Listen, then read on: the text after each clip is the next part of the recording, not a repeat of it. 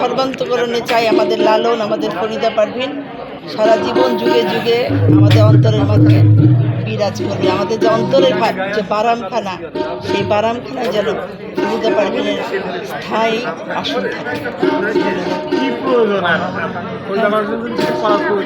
হ্যাঁ, আচ্ছা, ফরিদা পারভীনের জন্য অবশ্যই কিছু আমাদের করা প্রয়োজন। উনি আমাদের শুধু কুষ্টিয়ার না, উনি সারা বাংলাদেশ, বলবো আমি, এশিয়ার একটা সম্পদ। উনি একটা লিজেন্ড, এবং পুরো এশিয়া মহাদেশের মধ্যে ফরিদা পারভীন আর দ্বিতীয়বার এই পৃথিবীতে